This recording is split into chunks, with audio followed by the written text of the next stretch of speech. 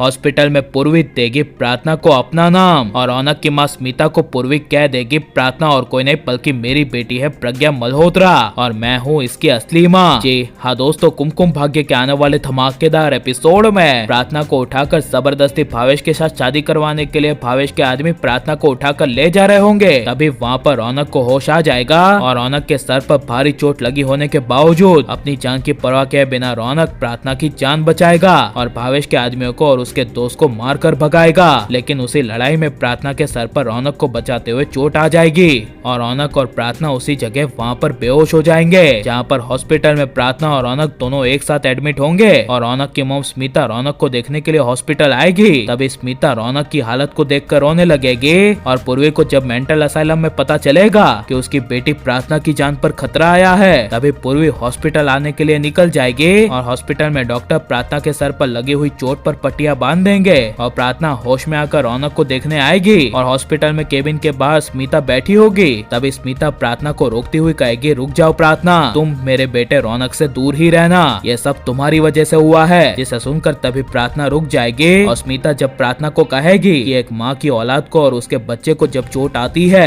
तब एक माँ की हालत क्या होती है, इसके बारे में तुम्हें क्या अंदाजा है, तुम्हारी असली माँ तो है ही नहीं। तभी उसी वक्त पीछे से पूर्वी हॉस्पिटल में आ जाएगी और पूर्वी चिल्लाकर स्मिता को कहेगी, मैं हूँ इसकी असली माँ और ये है मेरी बेटी प्रज्ञा मल्होत्रा। जिसे सुनकर तभी स्मिता के होश उड़ जाएंगे और स्मिता खड़ी खड़ी पूर्वी और प्रार्थना को देखती रह जाएगी और स्मिता पूर्वी को कहेगी, व्हाट नॉनसेंस, प्रार्थना की कोई माँ है ही नहीं, बचपन में ही इसकी माँ ने इसे छोड़ दिया था। तभी पूर्वी कहेगी, इसका नाम प्रार्थना नहीं बल्कि प्रज्ञा है और ये मेरी बेटी है, मैंने इसे जन्म दिया था। वो बात अलग है कि इसके जन्म के समय मेरे साथ हादसा हो गया था और मैं पूरे 20 साल मेंटल असाइलम में थी, लेकिन अब बिल्कुल ठीक हो गई हूँ, इसलिए अपनी जुबान से मेरी बेटी के बारे में एक शब्द मत बोलना। जिसे सुनकर स्मिता के होश उड़ जाएंगे। और आप यहाँ आने वाले एपिसोड को देखने के लिए कितने ज्यादा एक्साइटेड हैं और आपको प्रार्थना का कौन सा नाम अच्छा लगता है, प्रज्ञा या फिर प्रार्थना? हमें अपनी राय कमेंट में जरूर दें और आप प्लीज इस वीडियो को लाइक शेयर हमारे चैनल को सब्सक्राइब करें।